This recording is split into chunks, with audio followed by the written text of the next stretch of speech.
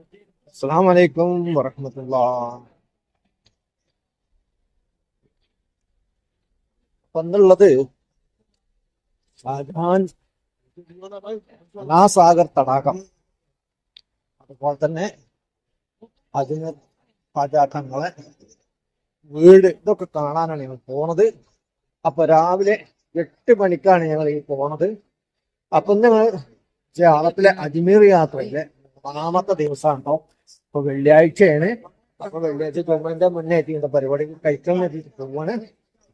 നമ്മൾ പഞ്ചാബ്, ഡൽഹി. ഓക്കെ, ഡൽഹിന്ന് ഡൽഹി, ആഗ്ര. അവിടുന്ന് പിന്നെ തിരിച്ച് നാട്ടിക്ക് അല്ലേ. അപ്പൊ ഇന്ന് നമ്മൾ പോണിപ്പോ ഈ അനാസാഗർ തടാകം കാണാനാണ്. പറയാണ്ടല്ലേ,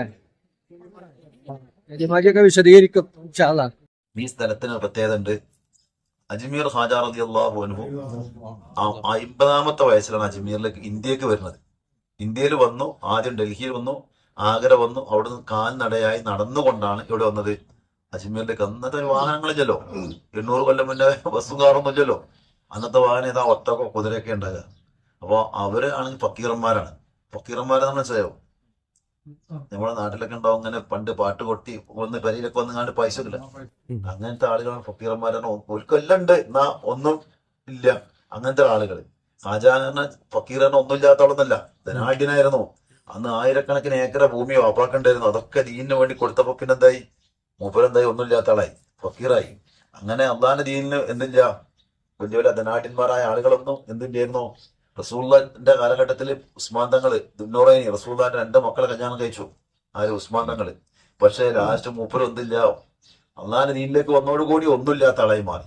അജ്മീറിൽ വന്നിരുന്ന സ്ഥലം, നമ്മൾ ഇരിക്കുന്ന സ്ഥലം, അതാണ് ആ ഗുഹ. അവിടേക്ക് നമ്മൾ കൊണ്ടുപോകാം. ഇപ്പൊ നിങ്ങൾ അവിടെ പോയ ഒരു ഗുഹ അല്ല. ഇപ്പം ഒരാൾ പോയി നല്ല പാറക്കെട്ടാണ് പറഞ്ഞു. എന്താ ഇപ്പൊ പാറക്കെട്ടിനുള്ളിൽ ഉള്ള സംഭവം എന്ന് അറിയില്ല അല്ലേ. അപ്പൊ അത് പാറക്കെട്ട് എന്താ നമ്മൾ പഠിക്കാതെ, എന്നിട്ട് പാറക്കെട്ട് കാണലല്ലേ. നമ്മൾ ഇന്നലെ ഓരോ മഹാന്മാരത്ത് പോയപ്പോൾ ആദ്യം ഓരെ കുറിച്ച് പഠിച്ചിട്ടല്ലേ പോയത് അല്ലേ. അല്ലാതെ പാറക്കെട്ട് കോരി വല്ല കാര്യമുണ്ടോ? അപ്പോ ബഹുമാനപ്പെട്ട ഖാജ റളിയല്ലാഹു, നമ്മള് ഖാജ എന്നുള്ള പേരാണ് അജ്മീർ ഖാജ നമ്മൾ വിളിക്കാറില്ല അല്ലേ.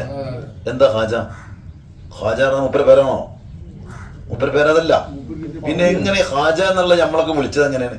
അജ്മീർ പ്രായമുള്ള വല്യമാരെ വല്യപ്പാര് ഇപ്പോഴും വിളിക്കുന്ന പേരെന്താ? അജ്മീർ ഖാജ അല്ലേ. അങ്ങനല്ലേ? എന്താ ഖാജ എന്നുള്ള വാക്കിന്റെ അർത്ഥം? നമ്മളറിയാതെ നമ്മള് അജ്മീർ പപ്പാനെ രാജാവേന്നാ വിളിക്കണേ. ഈ ഖാജ എന്നുള്ള വാക്കിന്റെ അർത്ഥം എന്താ? രാജാവ് എന്നാ.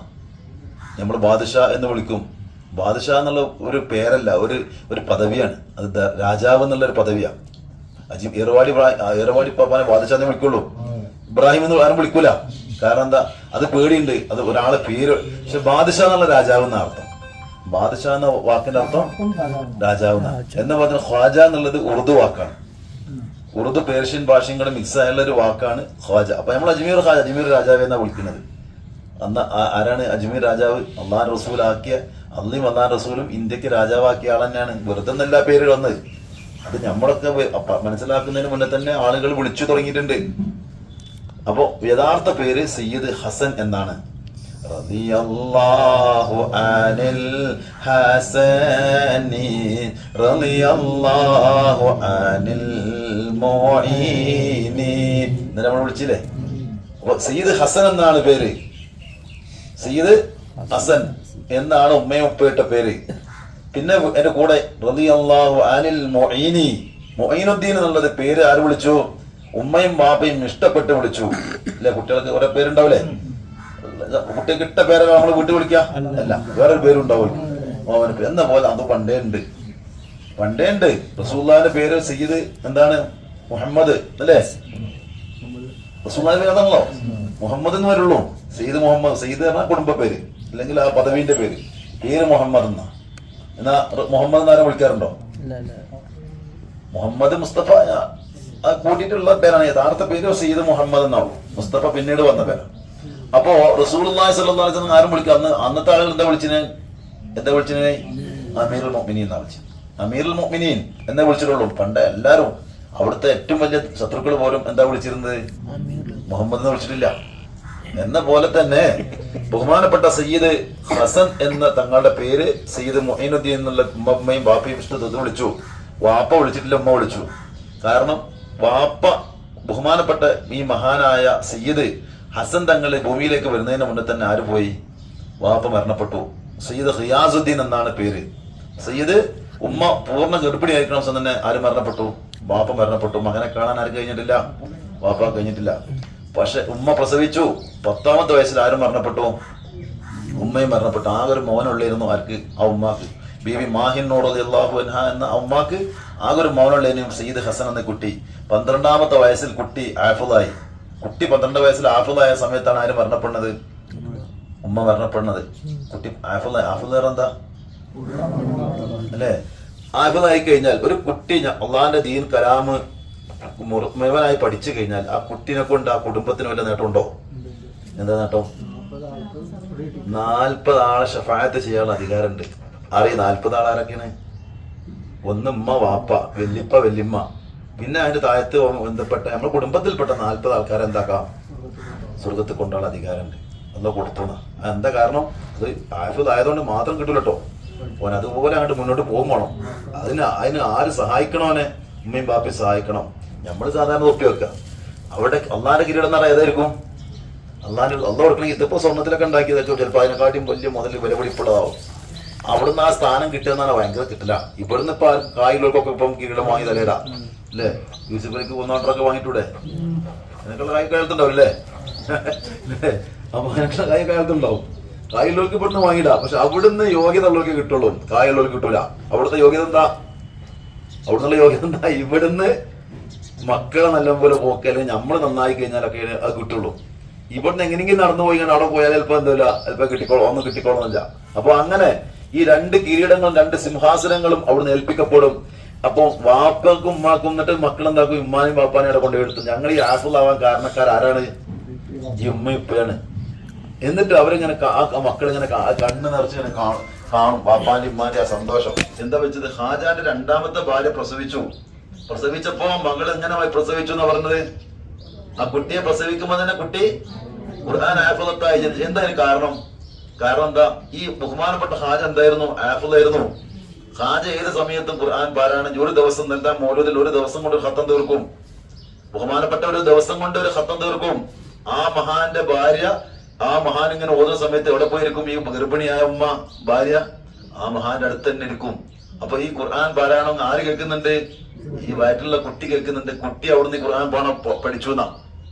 അങ്ങനെ പക്ഷെ ഈ സാധുവായ വല്യപ്പ 90-80 വയസ്സുള്ള വല്യപ്പ നീച്ചിട്ട് രാവിലെ 3 മണിക്ക് ഓതാൻ നേരത്ത് ഇന്നത്തെ പോലെ കക്കൂസ് വീട്ടിൽ കൊണ്ടാണ് അന്നുണ്ടായ അതുപോലെ എങ്ങനെയും മൂലക്കിലൊടിക്കലാ ഉണ്ടായ. ഈ വയസ്സാ കണ്ടമാനം പറമ്പുണ്ട്, തെങ്ങുന്തോട്ടത്തിലാണ് ആ വല്യപ്പ. അവര് കണ്ടി വെള്ളമായിട്ട് പോണെങ്കിൽ അന്ന് ചൂട്ട് അന്നത്തെ മാതിരി മറ്റേ ടോർച്ചുമില്ല. ഈ ചൂട്ട് എത്തിച്ച ഒരാൾ വേണം കൂടെ പോവാൻ പ്രായമുള്ള. അന്ന് വല്യപ്പന്റെ ഉപ്പ നീക്കും 3 മണിക്ക് 2 മണിക്ക്. എന്നിട്ട് വല്യപ്പാന്റെ ഹാദിമയിടണം.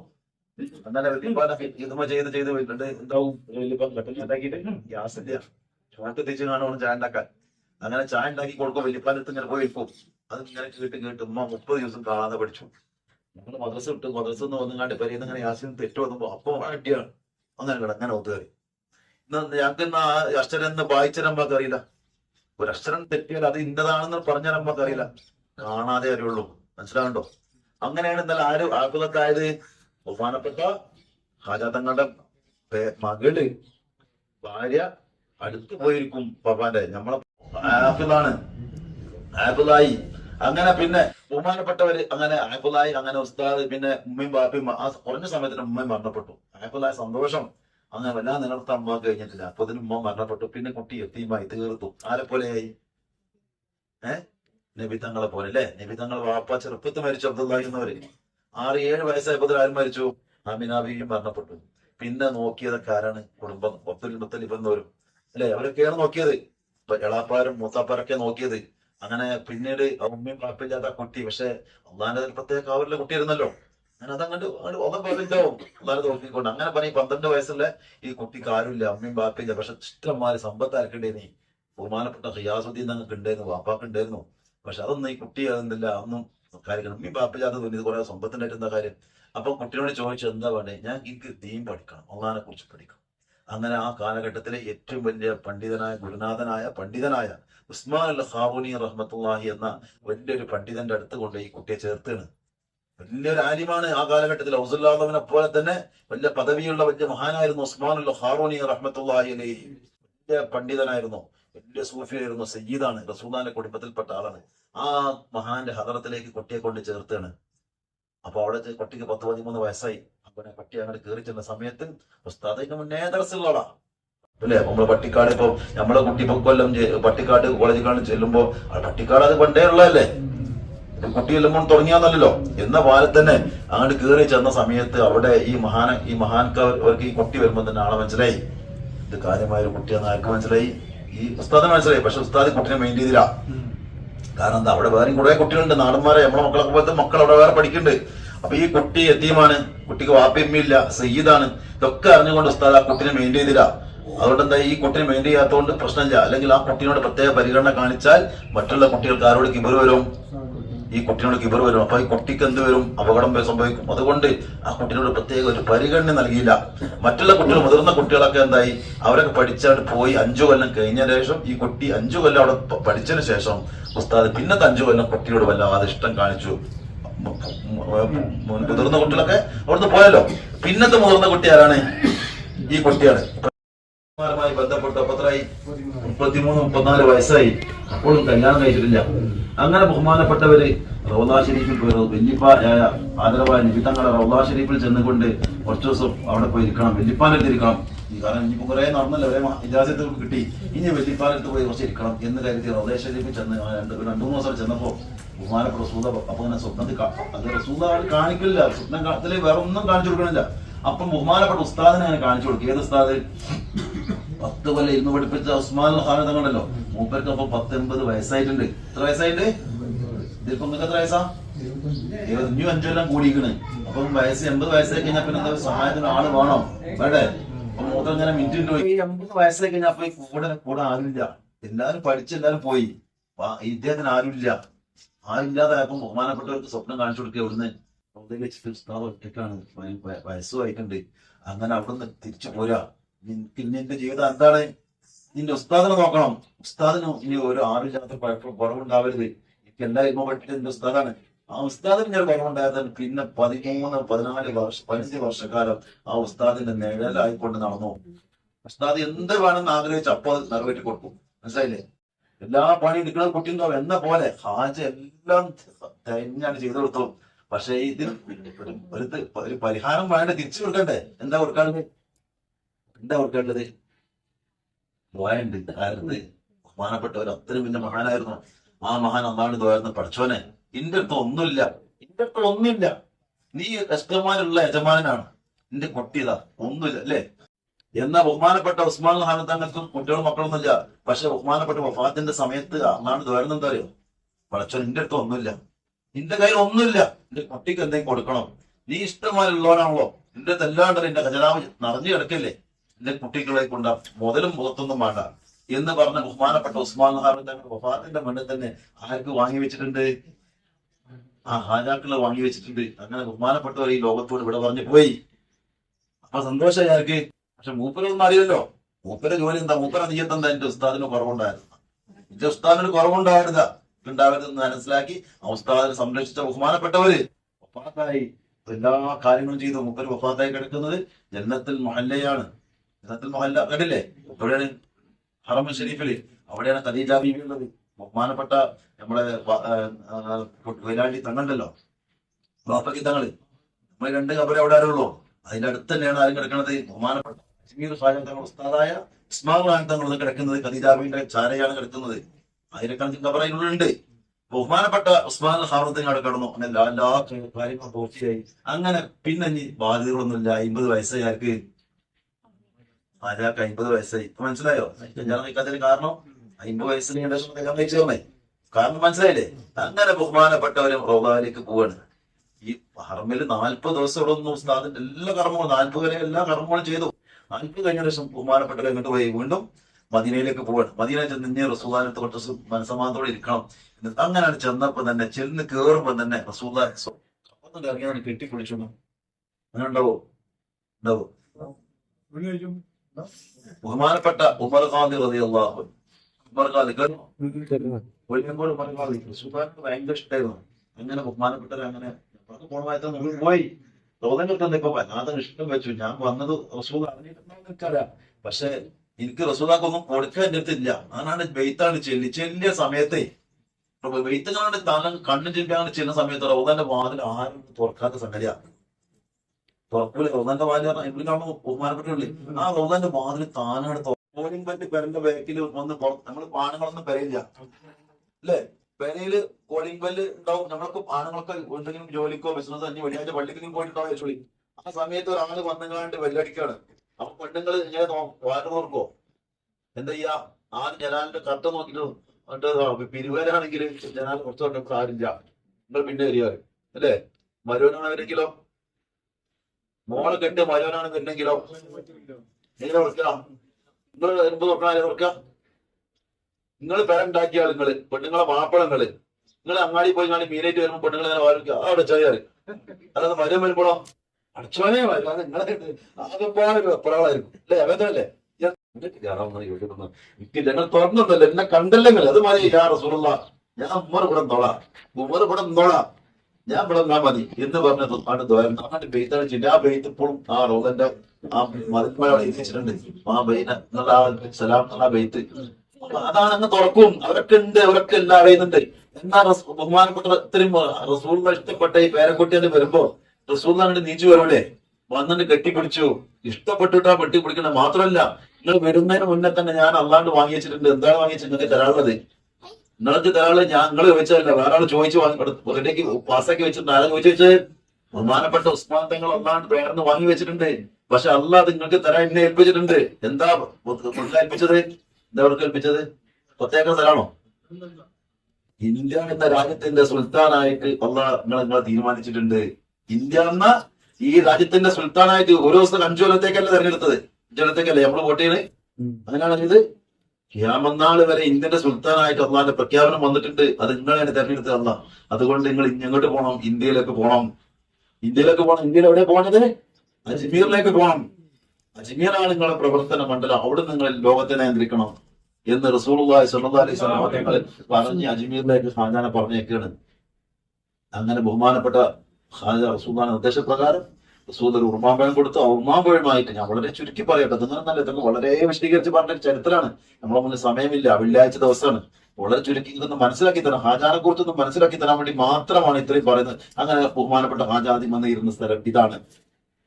ഇവിടെ അല്ലെന്ന് ഇരുന്നത്, ഇതിന് താഴെ ഒരു മൈതാനുണ്ട്. ആ മൈതാനത്ത് ബഹുമാനപ്പെട്ടവര് അവിടെ ഒന്ന് ഇരിക്കാൻ വേണ്ടി നോക്കിയിട്ടുള്ളൂ. മൂപ്പരൊറ്റയ്ക്കല്ല, കൂടെ 11 ആളുണ്ട്. നടന്നു വരികയാണ്. ആ മൈതാനത്തിന്റെ താഴെ വന്ന് ഇരിക്കാൻ നോക്കിയ സമയത്ത് ആ മൈതാനത്തിൽ നിന്ന് അത് ഇരിക്കുന്ന സമയത്ത് ഇവിടുന്ന് രാജാവുണ്ട്. ഇന്നലെ നമ്മൾ പോയില്ലേ ആ മലന്റെ മുകളിൽ? അവിടെ ഈ രാജ്യം ഭരിച്ച പൃഥ്വിരാജ് ചൗഹാൻ എന്ന രാജാവുണ്ടായിരുന്നു. അദ്ദേഹം ദുർഭരണം നടക്കുകയാണ്. ആ ദുർഭരണത്തിന് അവധി വരണം. ആ ദുർഭരണത്തിന് അവധി വരുത്താൻ വേണ്ടി ആരെ പറഞ്ഞിട്ടുള്ളത്? കാരണം എന്താ? വലിയ വലിയ ആളുകൾ ഇവിടെ മുമ്പിൽ നോക്കിയിട്ട് വിജയിച്ചിട്ട് അത്ര ശക്തനാണ്. ഇന്ത്യയിലെ ഏറ്റവും വലിയ കോട്ട കിടക്കുന്നത് എവിടെയെന്ന് അറിയോ? ഇന്ത്യയിലെ ഏറ്റവും വലിയ കോട്ട കിടക്കുന്നത് എവിടെ?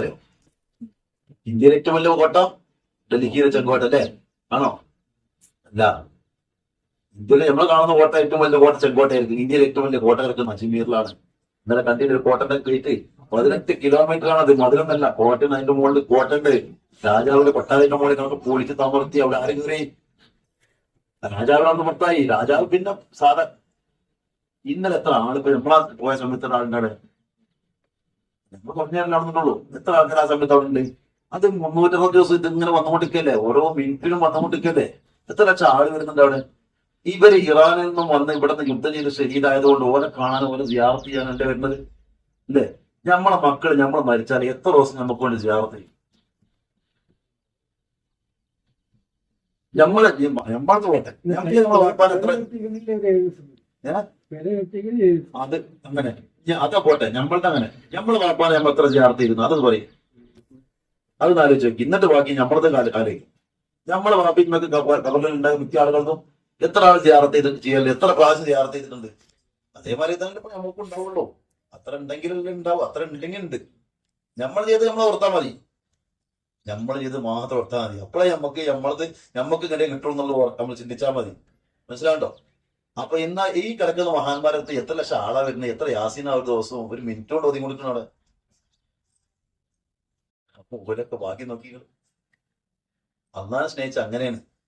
അള്ളാനെ സ്നേഹിച്ചാൽ നമ്മള് സ്നേഹിക്കുന്ന ആരെയാണ്? അള്ളാനല്ല. നമ്മള് ജീവിക്കണം, നമുക്ക് മുതൽ പോകണം, നമ്മളെ ആവശ്യങ്ങൾ നടക്കണം. അള്ളാഹ് പറഞ്ഞ ഇരട്ടി എടുക്കും. നിങ്ങൾ എനിക്ക് നടന്നു വന്നാൽ ഞാൻ നിങ്ങൾ കോടി എടുക്കുന്ന. അപ്പൊ നമ്മൾ എത്ര അള്ളാഹെ സ്നേഹിക്കണോ അതിന്റെ ഇരട്ടി ആരെങ്കിലും സ്നേഹിക്കും. നമുക്ക് കാണില്ലേ അള്ളാഹ് റസൂൽ പഠിപ്പിച്ചത് മാത്രമല്ല, നമ്മൾ കാട്ടുകൊടുക്കൽ ഇതൊക്കെ കാണില്ലേ. അജ്മീർ എത്ര ലക്ഷം ആള് വരുന്നുണ്ട്, എത്ര യാസീൻ മൂപ്പർ കിട്ടുന്നുണ്ട്. മൂപ്പർക്ക് വലിയ ആവശ്യമുണ്ടോ? അതിന്റെ ആവശ്യം മൂപ്പർക്കില്ല. ആലോചിക്കുക എന്നാലും കിട്ടിക്കൊടുക്കല് വേണ്ട, എന്നിട്ട് കിട്ടോളി. അതായത് നമുക്ക് മുതൽ ഇങ്ങനെ ആഗ്രഹിച്ച് അങ്ങനെ കിട്ടുമോ? വെറുതെ കിട്ടും പോലെ എന്നാ ചില ആൾക്കാർ കിട്ടുന്നുണ്ട്. യൂസഫ് അലിക്ക് ഇങ്ങനെ വേണ്ട കിട്ടുന്നതാണ് അല്ലേ, ഒരു ഇങ്ങനെ തുടങ്ങിയേക്ക്. അത് വേറെ വകുപ്പ്, അതും തന്നെ അതിന്റെ ബാക്കി തന്നെയാണ്. അത് അതിനാഗ്രഹിക്കുന്നവർക്ക് അത് കിട്ടും, ഇതിനാഗ്രഹിക്കുന്നവർക്ക് ഇത് കിട്ടും അല്ലെ. അങ്ങനെ ബഹുമാനപ്പെട്ട ഖാജ റളിയല്ലാഹു അൻഹു ഇവിടെ വന്നു. ഇവിടെ ആ രാജാവിന്റെ ആളുകൾ പാറാവുകാരുണ്ട്. ഒരു പറഞ്ഞ ഇവിടെ ഇരിക്കാൻ പറ്റൂല. എന്താ ഇവിടെ എന്താണ്, ഇവിടെ രാജാവിന്റെ ഒട്ടകം കുതിരയും മേനസല്ല, ഇവിടെ ഇരിക്കാൻ പറ്റൂല. ഞാൻ നടന്ന് ക്ഷീണിച്ച് ഒരു 5 മിനിറ്റ് ഇരുന്ന് ക്ഷീണം മാറി ഞങ്ങൾ പോയിക്കോളാം അല്ലെ. നമ്മൾ നടന്നു വരുമ്പോൾ ക്ഷീണം വന്നു 2 മിനിറ്റ് ഇരിക്കാൻ. ഞാൻ നടന്നു ഇങ്ങോട്ട് പോകുന്നുണ്ടല്ലേ, ഞാൻ 5 മിനിറ്റ് അവിടെ ഇരിക്കും, നിങ്ങളൊക്കെ ഇരിക്കൂലേ ആ വഴിയിലൊക്കെ എവിടെ സ്ഥലം ഉണ്ടെങ്കിൽ. പക്ഷെ ഞാൻ ഇരിക്കണില്ല, അതുകൊണ്ട് നിങ്ങളോട് പോകുന്നു അല്ലെ. അങ്ങനെ തന്നെയല്ലേ. എന്നാ മാറി ക്ഷീണിച്ചപ്പോ ഇരിക്കാന്ന് ചോദിച്ചാൽ പറ്റൂലെന്നോ. അപ്പം ദേഷ്യം വന്നവർക്ക് ഞങ്ങള് അങ്ങനെ ഇവിടെ മുതൽ കൊണ്ടുപോകുന്ന ഒരു മിനിറ്റ് ചെയ്ത് ഞങ്ങൾ പോയിക്കോളാൻ പറ്റൂല, അവിടെ ഇരിക്കാൻ പറ്റില്ല. ഇവിടെ രാജാവിന്റെ ഒക്കുമില്ലാതെ അനുവാദം ഇല്ലാതെ ഇരിക്കാൻ പറ്റില്ല. അതുകൊണ്ട് ഞങ്ങൾ പണിക്കാരാണ്, ഞങ്ങൾ ഇവിടെ ഏൽപ്പിച്ചതാണ്. ഇവിടെ ആരും ഇരിക്കാനും എടുക്കാനും പറ്റൂല. അപ്പം വന്ന എന്റെ രാജാവിന്റെ കുതിര ഒട്ടം അവിടെ കിടന്നോട്ടേ. അതും പറഞ്ഞ് ബഹുമാനപ്പെട്ടവര് ആർക്കും ശല്യം ചെയ്യാതെ ഈ കുന്നിന്റെ മുളക്കിട്ട് വന്നു. ഈ കുന്നിന്റെ മുകളിൽ അന്ന് പേരെയും കൂടുമ്പോ രാജാവിന്റെ ഒട്ടം ഒന്നും കയറുമല്ലോ, ഒഴിഞ്ഞ ഒട്ടക്കൊന്നാണ്. ഇവിടെ ഇവിടെ സുഖമായിട്ട് ഇവിടെ ഇരുന്നു. അങ്ങനെ അന്ന് രാത്രി ഇവിടെ സുഖമായിട്ട് കിടന്നുറങ്ങി. അങ്ങനെ അർദ്ധരാത്രി എഴുന്നേറ്റ് നോക്കുമ്പോ തുള്ളി വെള്ളമില്ല. വെള്ളം അന്നൊക്കെ ഞാൻ കൊണ്ടെടുക്കാം ഇല്ലേ, തോൽസഞ്ചി ഞങ്ങൾ അവിടെ ഇറങ്ങിയ അടുത്ത് ഇല്ലേ, അങ്ങനത്തെ തോൽസഞ്ചിയിലെ കുതിരപ്പുറത്തോ ഒട്ടപ്പുറത്തോ അല്ലെങ്കിൽ തോളിലിട്ടാണ് വെള്ളം കൊണ്ടെടുക്കാം. ആ വെള്ളമൊക്കെ തീർന്നിക്കണ്, കുടിക്കാനും വെള്ളമില്ല, ഓർക്കാനും വെള്ളമില്ല. അപ്പൊ നോക്കുമ്പോ അതിന് താഴത്തിനടിച്ചപ്പോ വലിയൊരു തടാകം, അതിന് അഷ്ടം വെള്ളം ഇല്ലേ, നല്ല വെള്ളം ഉണ്ടല്ലോ. ആ വെള്ളം എടുക്കാൻ വേണ്ടി കൂടെ വന്ന ആളുകളോട് പറഞ്ഞയച്ചു, നിങ്ങൾ പോയി വെള്ളം എടുത്തിട്ട് വരും. ആ വെള്ളം എടുക്കാൻ വേണ്ടി ഇവര് പോയ സമയത്ത് അവിടെ പാറാവുകാരുണ്ട്. അവിടെ ആരുണ്ട്? പാറാവുകാരുണ്ട്. അപ്പൊ ഇന്ത്യയിലെ ഇപ്പൊ നമ്മളെ പുണ്യ വെള്ളം ഏതാ അല്ലേ? സംസ്ഥാനങ്ങൾ നല്ല വെള്ളം ഉണ്ട്, നമുക്ക് ഉണ്ട്, നമുക്ക് കിട്ടിയിട്ടില്ല. സൂദാന്റെ കാലിന് കയ്യിന്റെ വന്ന ഏറ്റവും വെള്ളം നല്ല വെള്ളമാണ്, ഏറ്റവും നല്ല ശുദ്ധം, ഏറ്റവും വലിയ പോലീശാക്കപ്പെട്ട വെള്ളം. അത് കഴിഞ്ഞിട്ടേ ഉള്ളൂ എന്ത്? സംസമാണ്. സംസം ഇപ്പൊ എല്ലാവരും കിട്ടാണ്ട്, മറ്റേത് ഇപ്പൊ കിട്ടൂല. സൂദാന്റെ കാലഘട്ടം കഴിഞ്ഞു. ആ കിണർ തന്നെ മൂടി. ജനങ്ങൾക്ക് കൂടെ അവിടെ ചെന്നിട്ട് കച്ചറണ്ടാക്കിയപ്പോ എന്തായി? ആ കിണറ് ആണ് മൂടിക്കുക. ആ കിണറ്റിലേക്ക് ആ വെള്ളം ഒഴിച്ചു. ആ വെള്ളം ഇപ്പോഴും ഉണ്ട്. അവിടെ ഒരു നമ്മളൊരു ഇറാം ചെയ്യുന്ന സ്ഥലം കൂടെയാണ്.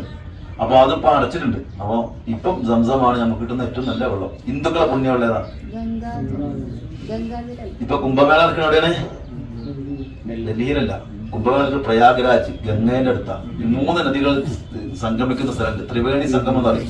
ഗംഗ, യമുന, സരസ്വതി. യുപിയിലെ പഴയ ഇലഹാബാദ്. അത് 5 കൊല്ലം മുന്നേ അതിന്റെ പേര് ഇലഹാബാദ് എന്നാ. ഇത് ഇയാൾ വന്നപ്പോ അതിന് പേര് മാറ്റി പ്രയാഗ്രാജ്.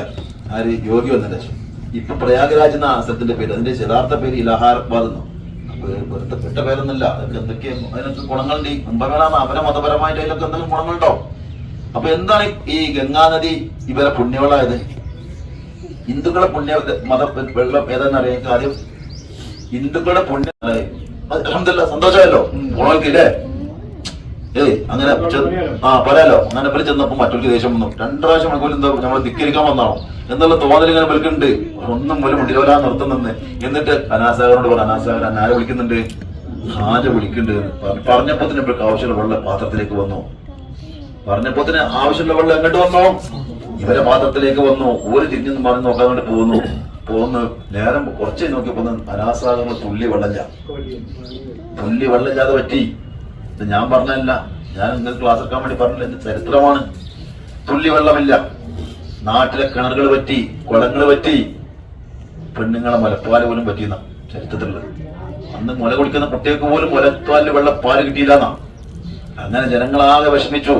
വെള്ളമില്ലാതായപ്പോ തന്നെ ജനങ്ങൾക്ക് ആ കിണറിൽ വെള്ളമില്ല, കുളത്തിൽ വെള്ളമില്ല, ഒരു വെള്ളം എന്നുള്ള സംഭവം വെള്ളമില്ല. എല്ലാവരും കൂടെ എങ്ങോട്ട് കയറി ചെന്നു? രാജാവിന്റെ അടുത്ത് ചെന്നു. രാജാവ് ദൈവല്ലേ, എന്ത് ചോദിച്ചാൽ കൊടുക്കാവുന്ന കഴിയുന്നത് ദൈവമുണ്ട് ഇവിടെ. ദൈവത്തിന്റെ അടുത്ത് ചെന്ന് സങ്കടം പറഞ്ഞപ്പോ ദൈവം എന്താക്കി നിസ്സഹായനാണ്. അള്ള കൊടുത്തോണ്ട് ആർക്കും പോറുണ്ടാക്കാം അല്ലേ? അള്ള കൊടുത്ത മുതൽ കൊണ്ട് ആർക്കും എന്താക്കാം, പവർ കാണിക്കാം. പക്ഷേ ബഹുമാനപ്പെട്ടവർക്ക് ഈ കറാമത്ത് നടത്തിയത് ആർക്കറിയില്ല, അത്ഭുതം നടന്നത് മൂപ്പരറിയില്ല. അങ്ങനെ രാജാവ് ആകെ ബേജാറാകും. ജനങ്ങൾ ഇങ്ങനെ നിമിഷം വന്നുകൊണ്ടേ ഇരിക്കുകയാണ്. ആകം കണ്ട് ജനമായ ഇത്രയും ജനങ്ങളിൽ നിന്ന് എല്ലാവരും വെള്ളഞ്ഞ, ആർക്കും വെള്ളഞ്ഞ, രാജാവിനും വെള്ളഞ്ഞ. അപ്പൊ രാജാവ് എന്താ പറ്റി ചെയ്യാന്നുള്ളൊരു കൊടുത്തില്ല. രാജാവ് ഇങ്ങനെ നിസ്സഹനായി നിൽക്കുന്ന സമയത്ത് രാജാവ് ചോദിച്ചു, എവിടെ നമ്മളെ കുതിരക്കാര്, നമുക്കിതൊന്ന് കാണണല്ലോ, എന്താ സംഭവിച്ചത് കാണണം. അപ്പൊ കുതിരക്കാരൊന്നും വരെ കുതിര, നമ്മുടെ രാജാവ് നമ്മളെ കുതിര ഒന്നും നീക്കണില്ല, കുതിര നീക്കില്ല. അവിടിപ്പോ നമ്മള് മുസ്ലിങ്ങളോട് ഇടങ്ങാറായപ്പോ നമ്മള് കൊണ്ടുപോയില്ലല്ലോ. നമ്മൾ അങ്ങോട്ട് നിന്ന് കാര്യം ചിലപ്പോ എന്തെങ്കിലുമൊക്കെ ചിലപ്പോ ചിലവ് നമുക്ക് എല്ലാം കഷ്ടട്ടേറിയേക്കാറോ എന്നല്ലാതെ പോലും വരില്ല. അപ്പൊ അങ്ങനെ രാജാവ് ഇങ്ങനെ അന്തപ്പെട്ടിരിക്കുക. എന്താ അപ്പം നോക്കി രാജാവ് ഇപ്പൊ എന്തെങ്കിലും തീരുമാനം എടുക്കും എന്നുള്ള കഥീശ് ഇങ്ങനെ കാത്തിക്കുക. ആൾക്കാർ മുമ്പ് തൊള്ളേക്ക് നോക്കി ഇങ്ങനെ നിൽക്കുക. രാജാവ് ആകെ തലയും താത്തിരിക്കുക. അപ്പൊ അതിന് കുറച്ച് ആൾക്കാർ നമ്മളൊരു കാര്യം ചെയ്യാം, നമ്മളൊന്ന് പോയി നോക്കുക. ആരെ ആ വന്ന ആൾക്കാരത്ത് നമ്മളൊന്ന് പോയി നോക്കുക. നമ്മൾ ചിലപ്പോ ചോദിച്ചാൽ കിട്ടൂല, എന്നാലും നമ്മളൊന്ന് പോയി ചോദിച്ചു നോക്കുക. എന്നാണ് കുറച്ച് ആൾക്കാർ. അപ്പൊ ഒരാൾ ഒരാൾ ഇങ്ങനെ പറഞ്ഞപ്പോ അയാളെ കൂടെ ഒരു 10 കുറെ ആൾക്കാരോട് കൂടി നമ്മൾ എല്ലാവരും കൂടെ പോയി നോക്കുക. അങ്ങനെ എല്ലാവരും കൂടെ വന്നുകാണ്ട് ഇവിടെ വന്ന് ഇതിന് മോൾക്ക് വന്നിട്ട് ഇവിടെ മുപ്പര് നല്ല വിഭാഗത്തിലാ. ആര് ഇതൊന്നും അറിയില്ല, ഇവിടുത്തെ സംഗതി ഒന്നും മൂപ്പര് അറിയില്ല. മൂപ്പർക്ക് വെള്ളം കിട്ടില്ലോ, ആദ്യം നിൽക്കുകയാണ്. പക്ഷെ ഇവിടെ ജനങ്ങളാകപ്പാടെ കഷ്ടപ്പാടൊന്നും അറിയണില്ല. അങ്ങനെ ബഹുമാനപ്പെട്ടവരോട് വന്നു. ഈ ആളുകളൊക്കെ ഇവിടെ വന്നുകൊണ്ട് കയറി വന്നുകൊണ്ട് പറഞ്ഞു, നിങ്ങൾ പല സുഹൃത്തില്ല, ഞങ്ങൾ ഇവിടെ വെള്ളം ചെയ്യാതെ ആ കഷ്ടപ്പാടാണ്. നിങ്ങളൊന്നും ചെയ്തില്ലല്ലോ, ഞങ്ങൾ എന്നും നിങ്ങളോട് ചെയ്തിട്ടില്ല, ഞങ്ങൾക്ക് വെള്ളമില്ല. ഞാൻ നിങ്ങൾ വന്നതിന്റെ ശേഷം ഇതുവരെ ഞങ്ങൾക്ക് ഇവിടെ യാതൊരു ബുദ്ധിമുട്ടില്ല. പക്ഷെ നിങ്ങൾ വന്നതോട് കൂടിയാണ് ഞങ്ങൾക്ക് ഈ പ്രശ്നങ്ങളൊക്കെ ഉണ്ടായത്. അതുകൊണ്ട് എന്തെങ്കിലും തീരുമാനങ്ങൾ ഉണ്ടാക്കണം, എന്ത് വേണം ഞങ്ങൾ ചെയ്തുതരാം, ഞങ്ങൾ നിങ്ങളെ കൂടെ എന്ത് വേണം ചെയ്യാൻ തയ്യാറ്, ഞങ്ങൾക്ക് വെള്ളം നിങ്ങൾ തരണം എന്ന് പറയും. അങ്ങനെ എല്ലാം കൂടെ സങ്കടപ്പെടും. ഈ സങ്കടക്കൊക്കെ ആർക്ക് കൈവുണ്ടോ? ഹാജാക്ക് തങ്ങൾ നിങ്ങൾ നോക്കിയപ്പോ ഞാൻ ചോദിക്കാം, എത്ര ആള് വരുന്നേ ഇവിടേക്ക്? ഈ വന്നവർക്കൊക്കെ അനുഭവം ഉണ്ടാകുമ്പോഴാണല്ലോ പിന്നെ ആളുകൾ വരും. അത് ഒരു ദിവസം 2 ദിവസം അല്ലേ തുടങ്ങിയിട്ട്, കൊല്ലം 10-800 ആയല്ലോ. ഇത് കുറയൊന്നും ചെല്ലോ. നിങ്ങളൊന്ന് അന്ന് വന്നപ്പോ എത്ര ആളിനെയോ കൂടുതലേണ് ഇല്ലേ? അങ്ങനെ തന്നെ. അപ്പൊ എന്താ കൊടുക്കണുണ്ടല്ലോ, അതുകൊണ്ടല്ലേ പിന്നെ വരുന്നത്. കൊടുക്കണോടാണല്ലോ ഈ വാങ്ങാൻ വരുന്നേ. അപ്പൊ ഈ പറഞ്ഞ ആളുകൾ സങ്കടപ്പെട്ടപ്പോ മൂപ്പർക്ക് ഭയങ്കര സങ്കടം. ഞാൻ കാരണം എന്താക്കാൻ പാടില്ല, ഞാനൊരു കാരണക്കാരാൻ പാടില്ല, നിങ്ങൾക്ക് വെള്ളം ഇല്ലാതെ ഞാനൊരു കാരണക്കാരാൻ പാടില്ല എന്ന് മനസ്സിലാക്കി ഹാജുണ്ടാക്കി ഞങ്ങൾ വരിന്ന് അറിഞ്ഞ് ഇവരെ കൂട്ടി അങ്ങോട്ട് പോയി ഞാൻ കാണിട്ട് അങ്ങനെ നോക്കുമ്പോൾ വെള്ളമില്ല. അങ്ങനെ ലേശം വെള്ളം പാത്രത്ത് ബാക്കിണ്ടേനി. ആ വെള്ളം എടുത്തിട്ട് ഒന്നാരോട് തോരുന്നു. ആര്? ഹാജാണ് തോരുന്നു. പഠിച്ചവനെ, ഇവര് സാധുക്കളാണ്. ഇവിടെ ആരാണ്? പഴയതിനെക്കാട്ടി നല്ല പൗറിലുണ്ട് വന്നു, അറിഞ്ഞിങ്ങോട്ട് വന്നു. ആവശ്യത്തിനുള്ള വെള്ളത്തിലധികം വെള്ളം, ശുദ്ധമായ വെള്ളം വന്നു. ആദ്യത്തെ വെള്ളം ആരെ വെള്ളമായിരുന്നു? ആദ്യത്തെ വെള്ളം ഏതായിരുന്നു? അതിലുള്ള വെള്ളം പുണ്യവെള്ളല്ലേ, ദൈവത്തിന്റെ വെള്ളല്ലേ. ഇപ്പോഴോ മനസ്സിലാവണ്ടെങ്കിൽ തിരിയുണ്ടോ? ആദ്യത്തെ വെള്ളം ദൈവത്തിന്റെ വെള്ളമായിരുന്നു. ഇപ്പൊ ആ വെള്ളം ആരെടുത്തു? ഹാജ തിരിച്ചെടുത്തു. ഇപ്പൊ അള്ളാന്റെ റഹ്മത്തിന് ഹാജാന്റെ കറാമത്തിന്റെ വെള്ളപ്പായുള്ളത് അത് ഇപ്പോഴത്തെ ജനങ്ങൾക്കൊക്കെ തിരിഞ്ഞു. ഈ വന്ന ആളുകൾക്ക് മുഴുവൻ തിരിഞ്ഞു. ഓരൊക്കെ ഇസ്ലാമിനെക്കാണ്ട് ഹാജാന്റെ കൂടെ കൂടി. ഇയാൾക്കൊന്നും പവറില്ല. കാരണം എന്താ? ഈ വെള്ളം പറ്റിച്ചത് തരാൻ കൈവയാക്കില്ല. ഇത് തരാൻ കഴിവുള്ള ആളായ മൂപ്പരാണ്. വലിയ മൂപ്പരെ കൂടെ വേണ്ടി കാര്യമുള്ളൂ എന്ന് മനസ്സിലാക്കിയ ആളുകളൊക്കെ ഇസ്ലാം സ്വീകരിച്ചു. ലക്ഷത്തിലധികം ആളുകൾ അങ്ങനെ ഹാജാനെ കണ്ടവരെന്താക്കി ഇസ്ലാമം സ്വീകരിക്കും. 95 ലക്ഷം ആളുകൾ ഹാജ ജീവിച്ചിരിക്കുന്ന സമയത്ത് ഇസ്ലാമിലേക്ക് വന്നു. ഇന്ത്യയിൽ ഏറ്റവും കൂടുതൽ, ഇന്ത്യയിൽ ആദ്യത്തെ മുസ്ലിം ആരാ? ഇന്ത്യയിൽ ആദ്യത്തെ മുസ്ലിം ആരാ? ഇന്ത്യയിൽ ആദ്യത്തെ മുസ്ലിം ആരാ? ചേരമാൻ പെരുമാള്. ഇന്ത്യയിൽ ആദ്യത്തെ മുസ്ലിം ആരാണ്? കേരളത്തിലാണ്, ചേരമാനാണ്. അല്ലേ? ആണോ? അല്ലേ? ഇന്ത്യയിലെ ആദ്യത്തെ പള്ളി ചേരമാൻ. ചേരമാൻ മസ്ജിദാണ്. ആദ്യത്തെ മുസ്ലിം എന്ന് വെച്ചാൽ ഒറ്റ പേരുകൾ എന്താ പഠിച്ചേക്കാത്തങ്ങളെ. ഇന്ത്യയിലെ റസൂലുള്ളാഹിന്റെ കാലഘട്ടത്തിൽ ആര് വന്നു? മാലിക് ബിൻ ദീനാർ റളിയല്ലാഹു അൻഹു കൂട്ടരും വന്നു. അവര് ഇവിടെ നമ്മളെ കൊടുങ്ങല്ലൂർ പള്ളിയിൽ അവിടെ കൊടുങ്ങല്ലൂർ വന്ന് കാലുകുത്തി. അന്നത്തെ രാജാവായിരുന്നു ആര്? ചേരമാൻ. ചേരമാനെ ആദ്യം കാണുന്നത് ചേരമാൻ മൂപ്പര് വരുന്നതിന് മുന്നേ തന്നെ കാണുന്നുണ്ട്. കാരണം എന്താ? മൂപ്പരെ മന്ത്രി മൂപ്പരെ വഞ്ചിച്ചു. ആരെ? ചേരമാൻ ചക്രവർത്തി രാജാവിനെ മൂപ്പരെ മന്ത്രി വഞ്ചിച്ചപ്പോ മൂപ്പരെ ശിക്ഷിക്കുകയാണ്. മൂപ്പരെ ശിക്ഷിക്കുന്ന സമയത്താണ് റസൂലുള്ളാഹി സ്വല്ലല്ലാഹു അലൈഹി വസല്ലം ചന്ദ്രൻ 2 പിളർപ്പാക്കി. കേട്ടില്ലേ? അത് ആര്? മൂപ്പര് വേദം പഠിച്ച ആളുകളാണ്. മന്ത്രി ഭയങ്കര പണ്ഡിതനായിരുന്നു. അപ്പൊ അദ്ദേഹത്തെ ശിക്ഷിക്കുന്ന സമയത്ത് അദ്ദേഹം കാണിച്ചു കൊടുക്കുക, ചേരമാനെ അതാ മറ്റേ 4ാം വേദക്കാരനായ മുഹമ്മദ് വന്നിട്ടുണ്ട് പക്കത്ത്, ചന്ദ്രനെ പിളർപ്പാക്കിയിട്ടുണ്ട്, കണ്ടോളൻ. അത് കാണിച്ചു കൊടുത്തപ്പോ അപ്പോഴാണ് ആർക്ക് മനസ്സിലായത്, അപ്പൊ ആ ആളെ എനിക്കൊന്ന് കാണണമെന്ന് ആര് ആഗ്രഹിക്കാണ്? ചേരമാൻ മനസ്സുകൊണ്ട് ആഗ്രഹിച്ചു.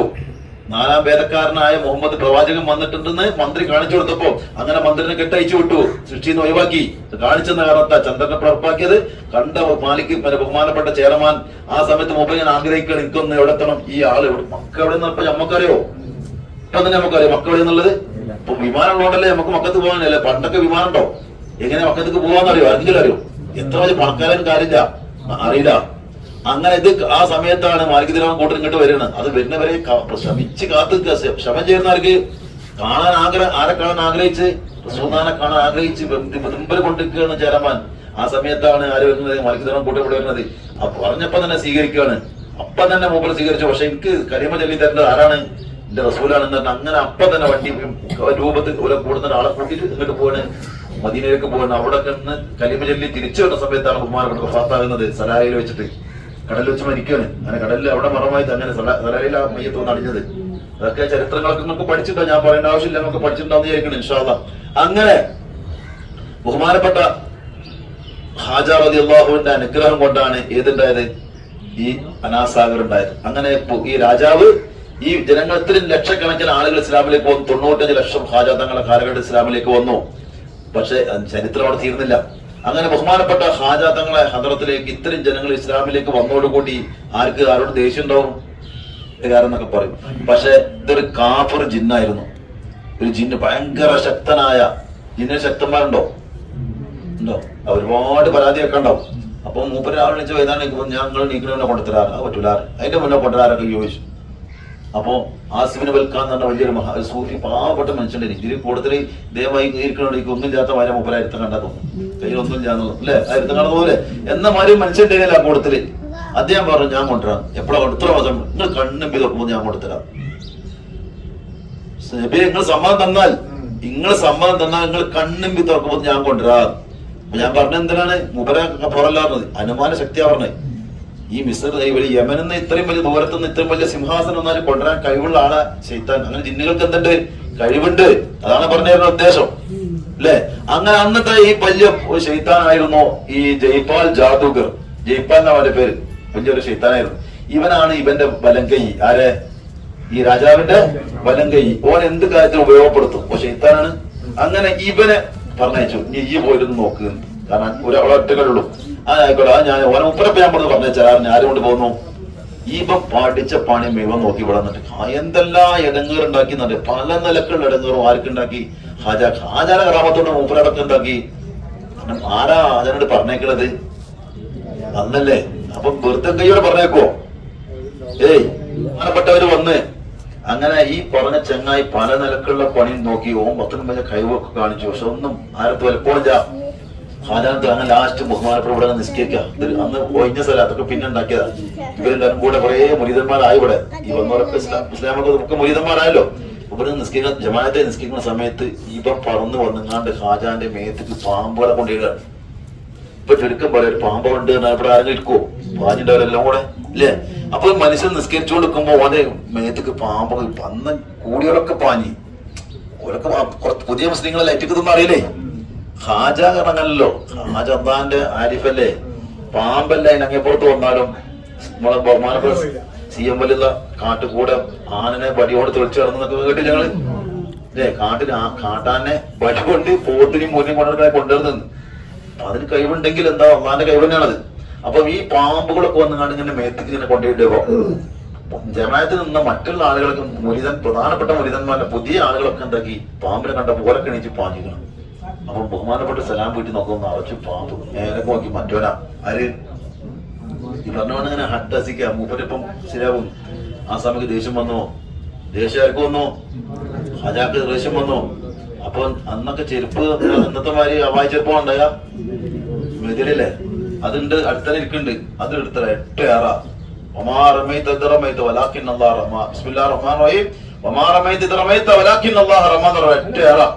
അത് ഏറാണ്ട് പോയിട്ട് മെതിയടി എറിഞ്ഞത് മൂപ്പരാണ്. എറിഞ്ഞതാരാണ്? ഹാജയാണ്. അത് കൊണ്ടുപോയി അടിച്ചിട്ട് ഓനങ്ങോട്ട് താഴത്തേക്ക് ഇടുക. ആരെ? ഈ മെതിയടി പോയിങ്ങാണ്ട് അടിച്ചിട്ട് ഈ പറന്നിപ്പോ അട്ടസിക്കൻ ഓൻ അടിച്ചിട്ട് അവിടെ തരിപ്പണാക്കിയിട്ട് ഓൻ നേരെ വന്ന് വീണ് ആരെ മുന്നിലേക്കാ? ഷാജാനെ മുന്നിക്കാണ് ഇവിടെ ഒന്ന് വീണ്. അപ്പോഴാണ് ഓർക്ക് മനസ്സിലായത് ഇന്റത് മുഴുവൻ കഴിഞ്ഞിരിക്കണേ. ഇന്റത് മുഴുവൻ മൂപ്പര് തുടങ്ങിയിട്ടുള്ളൂ. ആര് അല്ലേ? ഇസ്രായേലും ഞാൻ മറ്റൊക്കെ വിട്ടിക്കണ്. ആരെ? ഞാനിപ്പോ നിങ്ങളെ ആളാകുകയാണ്. എനിക്ക് വേറെ ഒന്നും വേണ്ട, എനിക്കൊന്നും ഞാൻ വേണ്ട, എനിക്കൊന്നും വേണ്ട. ഞാൻ നിങ്ങളെ ആൾ തന്നെയാണ്. പക്ഷെ ഇന്നെ ഇതിൽ നിന്നൊന്ന് കഴിച്ചിലാക്കി തരണം. ഏത്?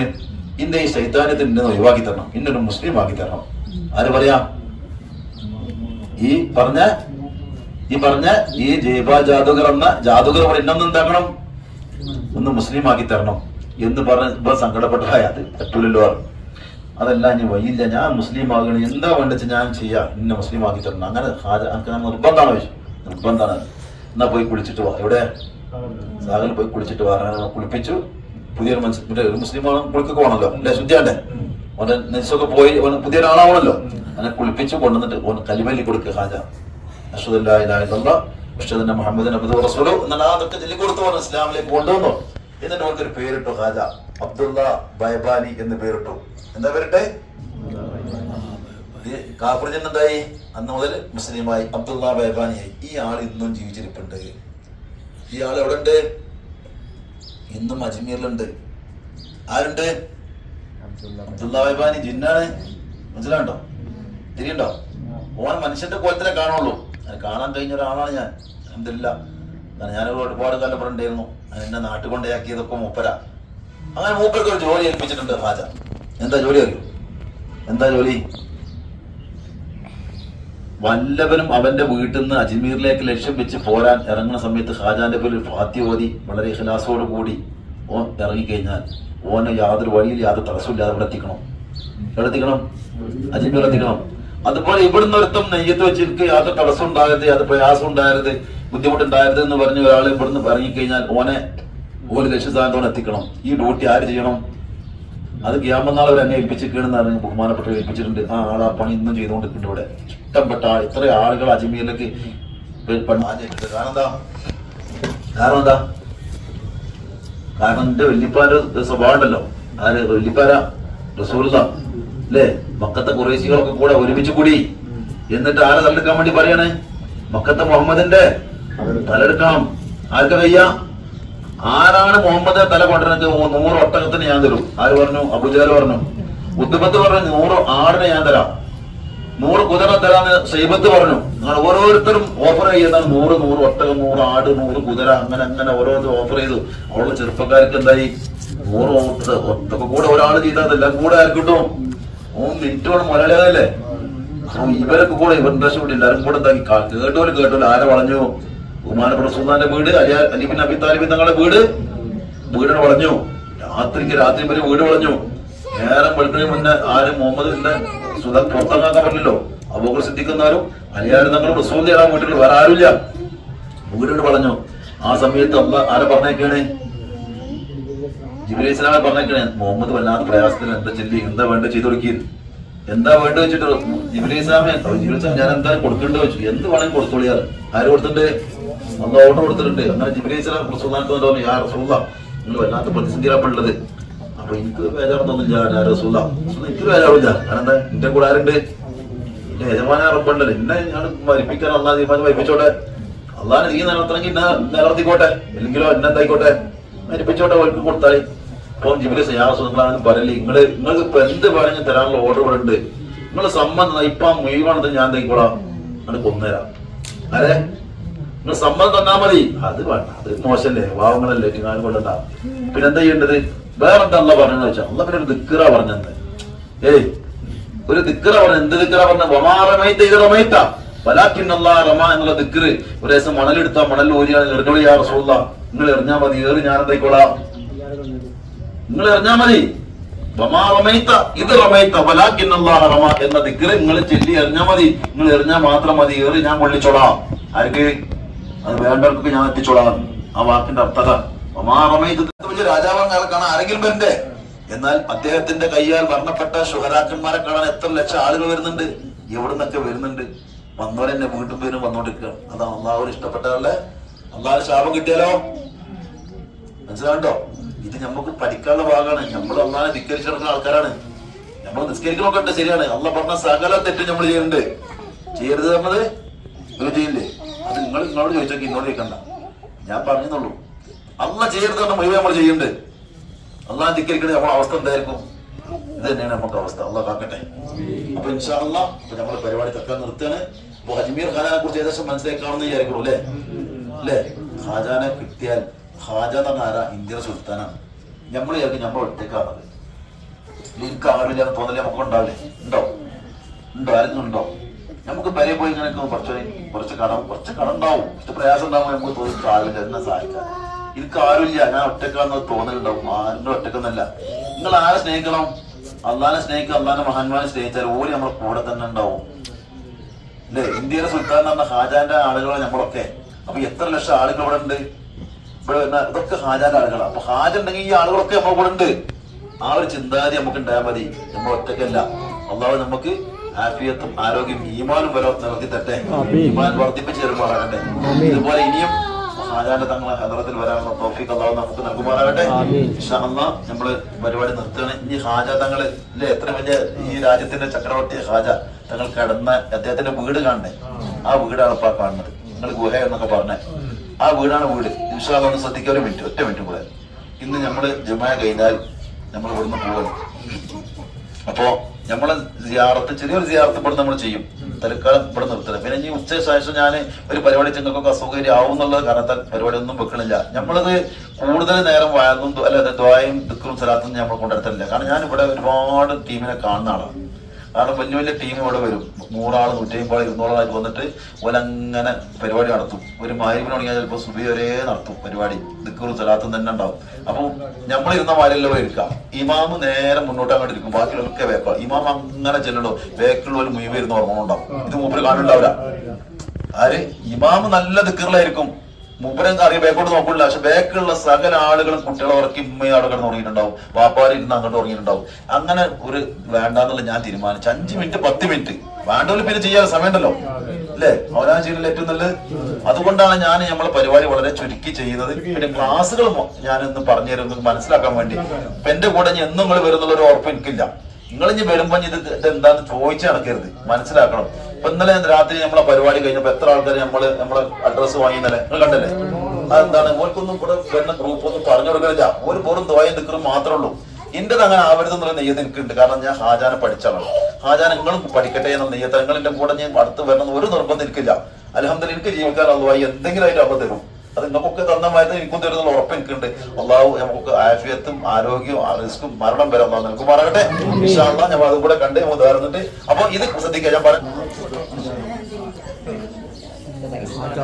താമസിച്ച വീടാണ്.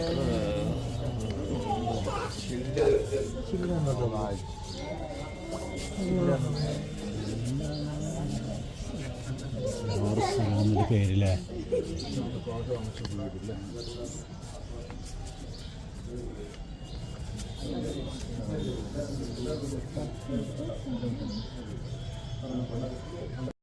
അത് സാമീപ്യം അവിടെ ഉണ്ടായിട്ടുണ്ടാവും.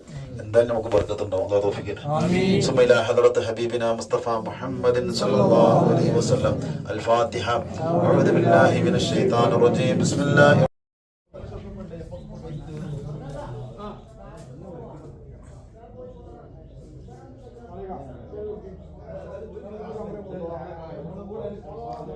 ബഹുമാനപ്പെട്ട ഖാജ തങ്ങൾ താമസിച്ചിരുന്ന സ്ഥലം എന്ന് പറഞ്ഞത്